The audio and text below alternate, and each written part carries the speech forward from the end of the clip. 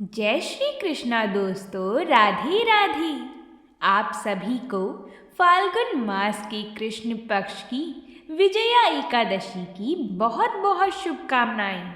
आज हम सभी विजया एकादशी की व्रत कथा सुनेंगे। साथ ही इसके बाद हम एकादशी माता की व्रत कथा और तुलसी माता की कथा को भी सुनाएंगे। तो आइए भगवान श्री हरि का नाम लेकर कथा को प्रारंभ करते हैं। आप सब भी कथा शुरू होने से पहले कमेंट बॉक्स में जय श्री हरि विष्णु जरूर लिखें, ताकि जिनके लिए हमने व्रत रखा है हमें उनका आशीर्वाद प्राप्त हो सके। तो प्रेम से बोलिए भगवान श्री हरि की जय हो। महाराज युधिष्ठिर ने पूछा, हे वासुदेव, फाल्गुन मास के कृष्ण पक्ष में कौन सी एकादशी आती है? कृपया आप मुझे बताइए। भगवान श्री कृष्ण ने कहा, हे युधिष्ठिर, एक बार कमल पर विराजमान ब्रह्मा जी को नारद जी ने पूछा, हे सुरश्रेष्ठ, फाल्गुन मास के कृष्ण पक्ष में विजया एकादशी आती है, उसका पालन करने से कौन सा पुण्य प्राप्त होता है? इसके बारे में आप मुझे बताइए। ब्रह्मदेव ने कहा, हे नारद, सुनो, मैं तुम्हें एक कथा सुनाता हूँ जो सब पापों का हरण करने वाली है। यह व्रत बहुत प्राचीन और पवित्र है। यह विजया एकादशी राजाओं को विजय प्रदान करने वाली है। बहुत पहले जब राजा रामचंद्र वनवास में गए थे तो पंचवटी में सीता और लक्ष्मण के साथ निवास कर रहे थे। वहाँ से रावण ने सीता हरण किया। इस दुख से उन्हें व्याकुलता हुई। सीता जी की तलाश में वन वन भटकते हुए उन्हें जटायु मिला, जो मरणासन था। उसके पश्चात उन्होंने वन में कबंध राक्षस का वध किया। सुग्रीव से मित्रता करके श्री रामचंद्र जी ने वानर सेना को संगठित किया। हनुमान जी श्री रामचंद्र जी की मुद्रा लेकर लंका गए और सीता जी की तलाश करके लौट आए। वहां से लौटते ही लंका कथन के पश्चात सुग्रीव से अनुमति लेकर श्री रामचंद्र जी ने लंका जाना निश्चित किया। सागर तीर आने पर वह लक्ष्मण से कहने लगी, हे सुमित्रा नंदन, इस अगाध सागर में अनेक भयानक जीव जंतु हैं। इसे सुगमता से कैसे पार करें? कोई सा भी उपाय सूझ नहीं रहा है। तब लक्ष्मण जी ने कहा, महाराज, आप ही आदि देव और पुराण पुरुष पुरुषोत्तम हैं। आपसे कुछ भी छिपाना असंभव है। इस द्वीप में प्राचीन काल से बकदालभ्य मुनि रहते हैं। पास में ही उनका आश्रम है। हे रघुनंदन, उन्हें इस समस्या का समाधान पूछते हैं। लक्ष्मण जी के कथा अनुसार प्रभु श्री रामचंद्र जी मुनिवर बकदालाभ्य के पास मिलने उनके आश्रम गए। उन्हें सादर प्रणाम किया। तब मुनिवर ने पहचाना कि यही परम पुरुषोत्तम श्री राम हैं। अत्यंत आनंद पूर्वक उन्होंने पूछा, श्री राम, आपका आगमन किस हेतु हुआ? रामचंद्र जी ने कहा, हे मुनिवर, रावण का संहार करने मैं यहाँ आया हूँ। कृपया करके यह सागर पार करने का उपाय बताएं। बकदालभ्य जी ने कहा, हे श्री राम, फाल्गुन मास के कृष्ण पक्ष की विजया एकादशी के पालन से विजय मिलती है। हे राजन, इस व्रत की विधि इस प्रकार है। 10वें दिन सोने, चांदी, पीतल, तांबा अथवा मिट्टी के एक कलश की स्थापना करें। उसमें पानी भर के पत्ते डालें। उस पर भगवान नारायण के स्वर्णमय विग्रह की स्थापना करें। एकादशी के दिन प्रातः काल उठकर स्नान करें। उसके बाद पुष्पमाला, चंदन, सुपारी तथा नारियल आदि के द्वारा विशेष रूप से उसका पूजन करें। कलश के ऊपर सप्तधान्य और जौ रखें। गंध, धूप, दीप और भांति भांति के नैवेद्य से पूजन करें। कलश के सामने बैठकर उत्तम कथा वार्ता आदि के द्वारा सारा दिन व्यतीत करें और रात में भी वहाँ जागरण करें। अखंड व्रत की सिद्धि के लिए घी का दीपक जलाएं। फिर द्वादशी के दिन सूर्योदय होने पर इस कलश को किसी जलाशय के समीप स्थापित करें और उसकी विधिवत पूजा करके देव प्रतिमा सहित उस कलश को वेद वेत्ता ब्राह्मण के लिए दान कर दें। कलश के साथ ही और भी बड़े बड़े दान देने चाहिए। श्री राम जी, आप अपने सेनापतियों के साथ इसी विधि से प्रयत्न पूर्वक विजया एकादशी का व्रत कीजिए। इससे आपकी विजय होगी। ब्रह्मा जी कहते हैं, नारद, यह सुनकर श्री रामचंद्र जी ने मुनि के कथा अनुसार उस समय विजया एकादशी का व्रत किया। उस व्रत के करने से श्री रामचंद्र जी विजयी हुए। उन्होंने संग्राम में रावण को मारा, लंका पर विजय पाई और माता सीता को भी प्राप्त किया। जो मनुष्य इस विधि से व्रत करते हैं उन्हें इस लोक में विजय प्राप्त होती है और उनका परलोक भी अक्षय बना रहता है। भगवान श्री कृष्ण कहते हैं, हे युधिष्ठिर, इस कारण विजया का व्रत करना चाहिए। इस कथा को पढ़ने और सुनने से वाजपेयी यज्ञ का फल मिलता है। विजया एकादशी 10 दिशाओं में विजय दिलाने वाली और सभी व्रतों में उत्तम है। विजया एकादशी का महात्म्य एवं कथा सुनने और पढ़ने मात्र से समस्त पाप नष्ट हो जाते हैं। इस दिन व्रत रखने तथा रात्रि जागरण और श्रीहरि का अर्चन पूजन करने से कई गुना फल मिलता है। फाल्गुन मास की यह एकादशी मर्यादा पुरुषोत्तम भगवान श्री राम से जुड़ी हुई है। इस व्रत के प्रभाव से मनुष्य को हर जगह विजय प्राप्त होती है। धार्मिक मान्यताओं के अनुसार विजया एकादशी का व्रत पुराने और नए पापों को नाश करने वाला माना गया है। विजय एकादशी के व्रत से शत्रुओं पर भी विजय प्राप्त होती है और शत्रुओं से छुटकारा मिलता है। तो बोलिए भगवान श्री हरि की जय हो। आइए अब हम राजा अम्बरीश की कथा सुनते हैं। यह कथा एकादशी पर सुनने का बड़ा ही महत्व माना जाता है और यह बड़ी ही महत्वपूर्ण कथा कही गई है।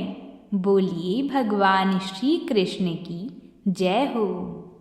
राजा अम्बरीश भगवान श्री हरि के परम भक्त थे। वह पृथ्वी के सतोद्वीप, अचल संपत्ति और अतुल ऐश्वर्य के शासक होने पर भी इन्हें स्वप्न तुल्य समझते थे, क्योंकि वह जानते थे कि जिस धन वैभव के लोभ में पड़कर मनुष्य घोर नरक में जाता है वह केवल 4 दिन की चांदनी है। राजा अम्बरीश का भगवान श्री कृष्ण में और उनके प्रेमी साधुओं में परम प्रेम था। उन्होंने अपने मन को श्री कृष्ण के चरणों में, वाणी को भगवान के गुणों का गान करने में, हाथों को श्री हरि के मंदिर मार्जन में और अपने कानों को भगवान की मंगलमयी कथा के श्रवण में लगा रखा था। उन्होंने अपने नेत्रों को श्री हरि के विग्रह व मंदिर के दर्शन में, नासिका को उनके चरण कमलों पर चढ़ी श्रीमती तुलसी जी की दिव्य गंध में और जिह्वा को भगवान के प्रति अर्पित नैवेद्य प्रसाद में संलग्न कर दिया था। राजा अम्बरीश के पैर भगवान के क्षेत्र आदि की पैदल यात्रा करने में ही लगे रहते और वह सिर से भगवान श्री कृष्ण के चरण कमलों की वंदना किया करते थे। इस प्रकार उन्होंने अपने सारे कर्म यज्ञ पुरुष इंद्रियातीत भगवान के प्रति उन्होंने सर्वात्मा एवं स्वरूप समझकर समर्पित कर दिए थे और भगवान स्वरूप ब्राह्मणों की आज्ञा अनुसार वह इस पृथ्वी का शासन करते थे। उन्होंने बड़ी बड़ी दक्षिणा वाले अनेकों अश्वमेध यज्ञ करके यज्ञ अधिपति भगवान की आराधना की। उनकी प्रजा महात्माओं के द्वारा गाए हुए भगवान के उत्तम चरित्र का बहुत सम्मान करती थी। किसी समय बड़े प्रेम से श्रवण करती और किसी समय उनका गान करती। इस प्रकार उनके राज्य के मनुष्य देवताओं की अत्यंत प्यारी स्वर्ग की भी इच्छा नहीं करते थे। राजा अम्बरीश की अनन्य प्रेममयी भक्ति से प्रसन्न होकर भगवान ने उनकी रक्षा के लिए सुदर्शन चक्र को नियुक्त कर दिया था, जो विरोधियों को भयभीत करने वाला एवं भक्तों की रक्षा करने वाला था। एक बार उन्होंने अपनी पत्नी के साथ भगवान श्री कृष्ण की आराधना करने के लिए 1 वर्ष तक द्वादशी प्रधान एकादशी व्रत करने का नियम ग्रहण किया। व्रत की समाप्ति होने पर कार्तिक महीने में उन्होंने 3 रात का उपवास किया और एक दिन यमुना जी में स्नान करके भगवान श्री कृष्ण की पूजा की। तत्पश्चात पहले ब्राह्मणों को स्वादिष्ट और अत्यंत गुणकारी भोजन कराकर उन लोगों के घर 60 करोड़ गाय सुसज्जित करके भेज दी। जब ब्राह्मणों को सब कुछ मिल चुका था, तब राजा ने उन लोगों से आज्ञा लेकर व्रत का पारण करने की तैयारी। उसी समय शाप और वरदान देने में समर्थ स्वयं दुर्वासा ऋषि जी भी उनके यहाँ अतिथि के रूप में पधारे। राजा अम्बरीश उन्हें देखते ही उठकर खड़े हो गए, आसन देखकर बैठाया और विविध सामग्रियों से उनके चरणों में प्रणाम करके भोजन के लिए प्रार्थना की। दुर्वासा ऋषि जी ने राजा अम्बरीश की प्रार्थना स्वीकार कर ली और इसके बाद आवश्यक कर्मों से निवृत्त होने के लिए वह नदी तट पर चले गए। वह ब्रह्म का ध्यान करते हुए यमुना के पवित्र जल में स्नान करने लगी। इधर द्वादशी केवल घड़ी भर शेष रह गई थी। धर्मज्ञ अम्बरीश ने धर्म संकट में पड़कर ब्राह्मणों के साथ परामर्श किया। उन्होंने कहा, ब्राह्मण देवताओं, ब्राह्मण को बिना भोजन कराए स्वयं खा लेना और द्वादशी रहते पारण न करना दोनों ही दोष हैं। इसलिए इस समय जैसा करने से मेरी भलाई हो और मुझे पाप ना लगे, ऐसा काम करना चाहिए। तब ब्राह्मणों के साथ विचार करके उन्होंने कहा, ब्राह्मणों, ग्रंथों में ऐसा कहा गया है कि जल पी लेना भोजन करना भी है, नहीं भी करना है। इसलिए इस समय केवल जल से पारण किए लेता हूँ। ऐसा निश्चय करके मन ही मन भगवान का चिंतन करते हुए राजश्री अम्बरीश ने जल पी लिया और फिर दुर्वासा ऋषि के आने की बाट देखने लगी। दुर्वासा ऋषि आवश्यक कर्मों से निवृत्त होकर यमुना तट से लौट आई। जब राजा ने आगे बढ़कर उनका अभिनंदन किया, तब उन्होंने अनुमान से ही समझ लिया कि राजा ने पारण कर लिया है। उस समय दुर्वासा ऋषि जी बहुत भूखे थे। वह क्रोध से थर थर काँपने लगे। उन्होंने हाथ जोड़कर खड़े अम्बरीश से डांट कर कहा, अहो देखो तो सही, यह कितना क्रूर है। यह धन के मद में मतवाला हो रहा है। भगवान की भक्ति तो इसे छू तक नहीं गई और यह अपने को बड़ा समर्थ मानता है। आज इसने धर्म का उल्लंघन करके बड़ा अन्याय किया है। मैं इसका अतिथि होकर आया हूँ, किंतु फिर भी मुझे खिलाए बिना ही इसने खा लिया है। अच्छा देख, तुझे अभी इसका फल चखाता हूँ। यों कहते कहते वह क्रोध से जल उठी। उन्होंने अपनी एक जटा उखाड़ी और उससे अम्बरीश को मार डालने के लिए एक राक्षसी उत्पन्न की। वह आग के समान जलती हुई हाथ में तलवार लेकर राजा अम्बरीश पर टूट पड़ी। परम पुरुष परमात्मा ने अपने सेवक की रक्षा के लिए पहले से ही सुदर्शन चक्र को नियुक्त कर रखा था। जैसे आग क्रोध से गुर्राते हुए सांप को भस्म कर देती है, वैसे ही चक्र ने दुर्वासा ऋषि की राक्षसी को जलाकर ढेर कर दिया। जब दुर्वासा ऋषि जी ने देखा कि मेरी बनाई हुई राक्षसी तो जल रही है और चक्र मेरी ओर आ रहा है, तब वह भयभीत होकर अपने प्राण बचाने के लिए हाथ जोड़कर एकाएक भाग निकले। जैसे ऊंची ऊंची लपटों वाला दावानल सांप के पीछे दौड़ता है, वैसे ही भगवान का चक्र तो मेरे पीछे लग गया है।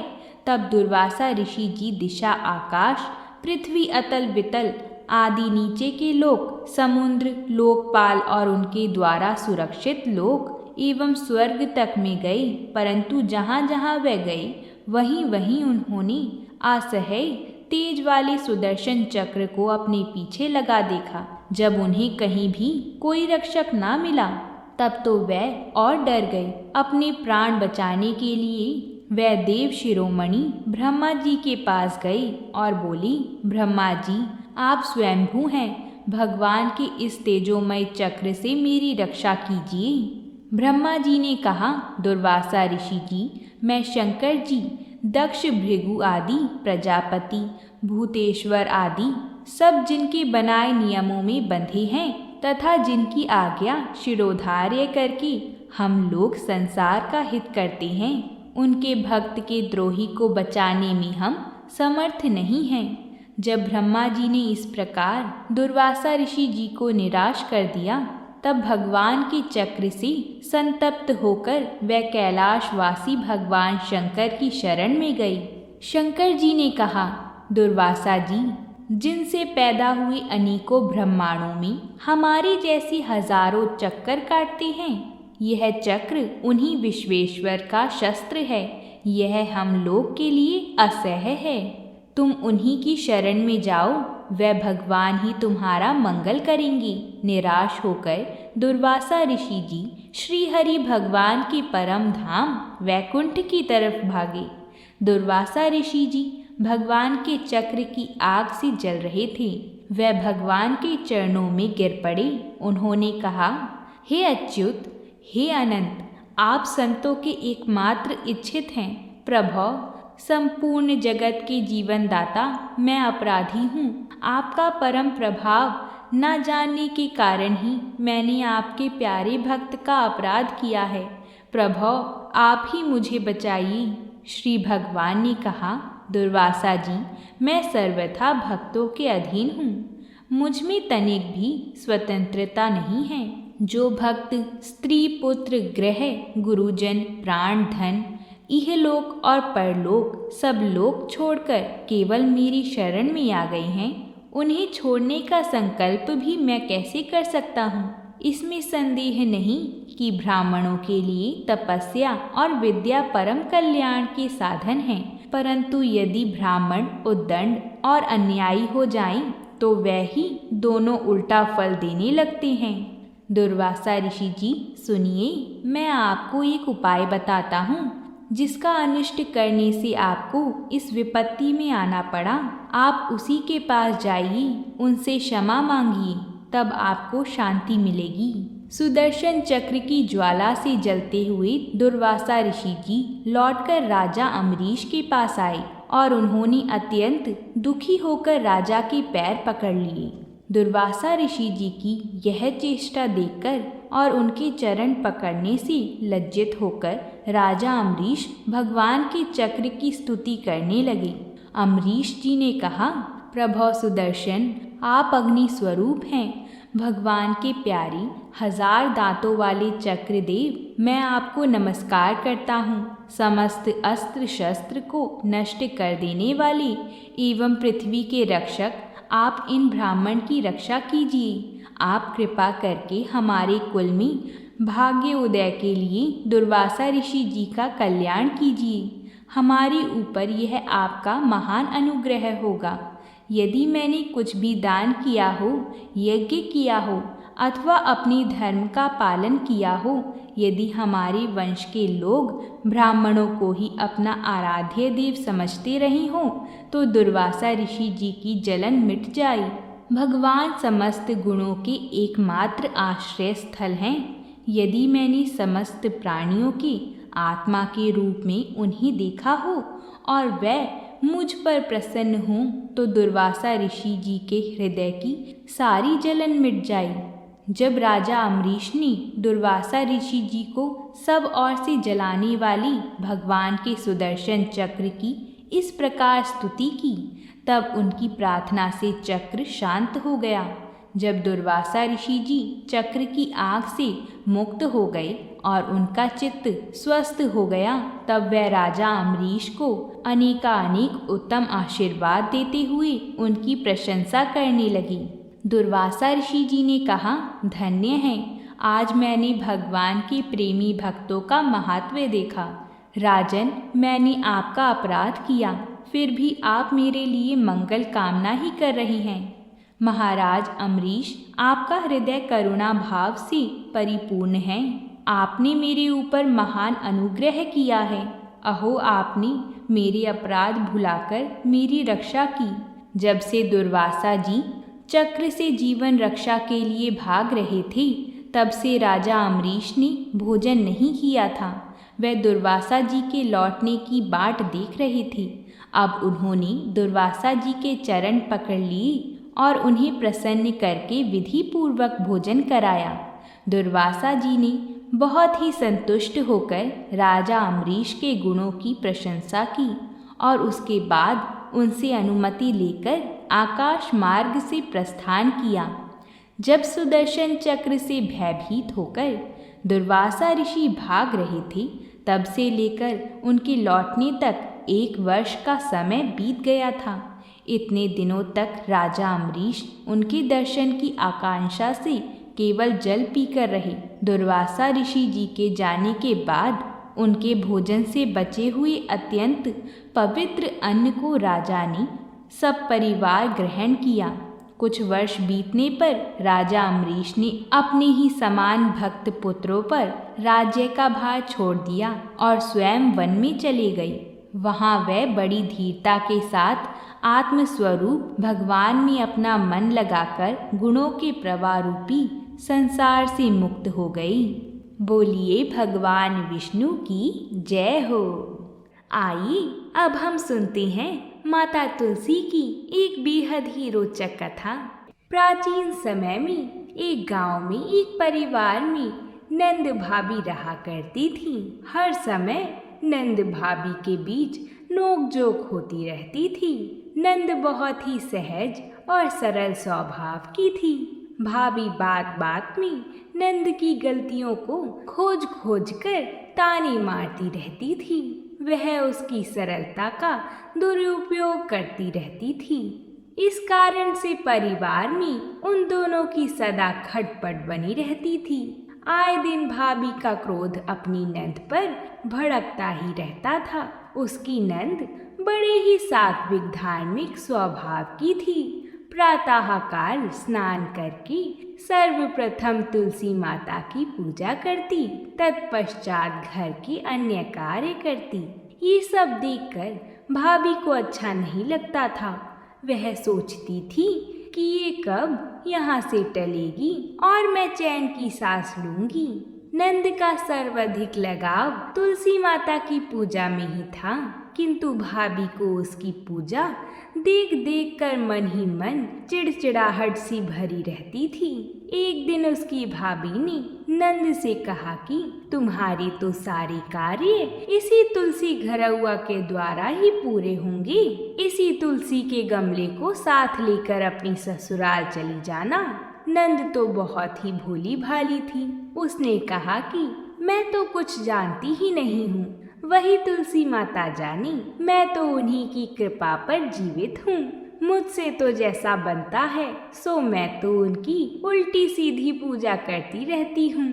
किंतु भाभी बहुत चालाक थी। वह नंद को नीचा दिखाने की कोशिश करती रहती थी। वह सदा अवसर की तलाश में रहती थी कि कब मौका मिले और मैं इसे नीचा दिखा दूं। पूजा करते करते नंद का सारा बचपन बीत गया और धीरे धीरे युवा काल आ गया। नंद विवाह के योग्य हो गई। भले ही भाभी उससे ईर्ष्या रखती थी, किंतु भाई का अपनी छोटी बहन पर अत्यधिक प्यार था। भाई अपनी छोटी बहन का संपन्न घर परिवार में विवाह कराना चाहता था। उसने एक समीपवर्ती गांव में एक अच्छा सा घर और वर तलाश कर अपनी बहन की शादी निश्चित कर दी। समय आने पर बाजे गाजे के साथ बारात उनके घर पर आ गई। बारात का अच्छी तरह से स्वागत सत्कार हुआ, विधिवत द्वारचार हुआ। इसके बाद आंगन में बारातियों की पंक्ति बैठ गई। उसकी भाभी तो नंद से जली भुनी बैठी हुई थी। वह नंद के शुभ काज में बाधा उत्पन्न करना चाह रही थी। उसने बारातियों की पत्तल पर भोजन के स्थान पर तुलसी के गमले की मिट्टी परसवा दी। वह सोचती थी कि पत्तलों पर मिट्टी देखकर बाराती नाराज होकर उठ जाएंगे और नंद का विवाह संपन्न नहीं हो पाएगा, जिससे नंद को कुलक्षणी मान लिया जाएगा। किंतु नंद पर तो तुलसी माता की पूर्ण कृपा थी। उनकी कृपा से बारातियों की पत्तलों पर उस मिट्टी से 56 व्यंजन बन गए। बारातियों ने जी भरकर भोजन किया और प्रीति भोज की बहुत प्रशंसा की। ये सब देखकर भाभी मन मार कर रह गई, किंतु वह तो उसे नीचा दिखाने पर तुली हुई थी। उसने नंद की विदाई के अवसर पर दहेज के स्थान पर तुलसी का गमला रख दिया। गहनों के रूप में उसने तुलसी की माला और मंजरी पहना दी, किंतु तुलसी माता की कृपा से तुलसी के गमले के स्थान पर सैकड़ों सोने चांदी के बर्तन बन गए और माला मंजरी के स्थान पर सोने और हीरो के हार बन गए। वह सोचने लगी कि वास्तव में ही इस पर तो माता तुलसी की पूर्ण कृपा है, जिसके कारण मैं इसका कुछ भी नहीं बिगाड़ पा रही हूँ। कुछ दिन बाद भाभी की लड़की विवाह के योग्य हो गई। उसने अपनी लड़की का विवाह निश्चित कर दिया। वह नंद के विवाह में तुलसी गमले का प्रभाव तो देख ही चुकी थी, किंतु उसके मन में तुलसी माता के प्रति रंच मात्र भी भक्ति भाव नहीं था। उसने सोचा कि मैं अपनी लड़की की शादी में तुलसी के गमले का उपयोग करूंगी और उसी से मेरे सारे काम पूर्ण हो जाएंगे। यह सोचकर उसने कोई विशेष तैयारी नहीं की और थोड़ी बहुत वह अपनी पुत्री से तुलसी माता की पूजा करवाने लगी, किंतु यह तो केवल प्रदर्शन ही था। ऐसा कहा जाता है कि भगवान तो केवल भाव के ही भूखे होते हैं। महाराज तुलसीदास भी कुछ इसी तरह की बात कह गए हैं। निर्मल जन मोरे मन भावा, मोहि कपट छल क्षुद्र न भावा। उसकी लड़की की बारात आ गई और टीका के बाद बारात भोजन करने के लिए आंगन में बैठ गई। उसके घर में भोजन की तैयारी तो थी ही नहीं। उसने बारातियों की पत्तलों पर तुलसी के गमले की मिट्टी परसवा दी, किंतु उस मिट्टी से व्यंजन तैयार नहीं हुए और बाराती नाराज होकर पत्तलें छोड़कर बाहर निकल गई, जिसके कारण भाभी को नीचा देखना पड़ा। इसी प्रकार लड़की की विदाई के समय भाभी ने दहेज के स्थान पर तुलसी गमला रख दिया, जिसे देखकर लड़की की ससुराल में उसकी बहुत किरकिरी हुई और जीवन भर के लिए ससुराल वालों के मन में बुराई की गांठ बन गई। ससुराल वाले इतना ज्यादा नाराज हो गए कि उन्होंने लड़की को मायके नहीं जाने दिया। हमेशा ऐसा कहा जाता है, जो किसी के मार्ग में गड्ढा खोदता है तो उस पथिक का कुछ भी नहीं बिगड़ता, बल्कि गड्ढा खोदने वाला ही गड्ढे में गिरता है। देखिए, भाभी तो नंद का कुछ बिगाड़ नहीं सकी और दुर्भावना के कारण उसकी लड़की का जीवन संकटमय हो गया। ये बात 16 आनी सत्य है कि जो सच्चे मन से तुलसी माता की पूजा सेवा करता है, तुलसी माता की सदैव उस पर कृपा रहती है। उसका कभी अकल्याण नहीं हो सकता। नंद का भाई उससे बहुत प्यार करता था। एक दिन उसने अपनी पत्नी से कहा कि बहन को ससुराल गई बहुत दिन व्यतीत हो गए हैं। मैं अपनी बहन को देखने के लिए उसकी ससुराल जा रहा हूँ। यदि कुछ उपहार के लिए हो तो मुझे दे दो। उसकी पत्नी तो पहले से ही जली भुनी बैठी थी। वह सोच रही थी कि मैं तो उसका कुछ भी नहीं बिगाड़ सकी। जैसे जैसे मैंने उसका बुरा किया, वैसे वैसे उसका भला होता गया और हमारी लड़की का सारा जीवन दुखमय हो गया। अंततः उसने अपने पति को एक पोटली में ज्वार के थोड़े से दाने देकर कहा कि अब आप चले जाइए अपनी लाडली बहन के घर पर। तुम अपनी लड़की को बुलाने की तो कभी चर्चा नहीं करते हो। भैया वहाँ से चुपचाप उस पोटली को लेकर चल दिया और बहन के ससुराल पहुंचकर उसने वह पोटली बहन की सास के हाथ में दे दी। किंतु तुलसी माता की कृपा से वह ज्वार के दाने हीरा और जवाहरात बन गई, जिसे देखकर सारे परिवार ने पुत्र वधू के मायके वालों की बड़ी बड़ी प्रशंसा की। अपने प्यारे भाई से मिलकर बहन को बहुत आनंद प्राप्त हुआ। भैया का बहुत आदर सत्कार हुआ। 3-4 दिन बहन की ससुराल में रहकर अपनी बहन को लिवाकर भैया घर लौट आए। हे तुलसी माता, जिस प्रकार आपने नंद को दिया उसी प्रकार इस कथा को कहने वाली, सुनने वाली और हुंकार भरने वाली सभी को देना, और जैसा भाभी की बेटी को दिया ऐसा किसी को मत देना। तो बोलिए तुलसी माता की जय। अगर आप भी एकादशी का व्रत करती हैं और एकादशी की कथा सुनती हैं तो कमेंट बॉक्स में भगवान श्री हरि की जय ज़रूर लिखकर भेजें और वीडियो को लाइक ज़रूर करें। तो प्रेम से बोलिए भगवान श्री हरि की जय हो।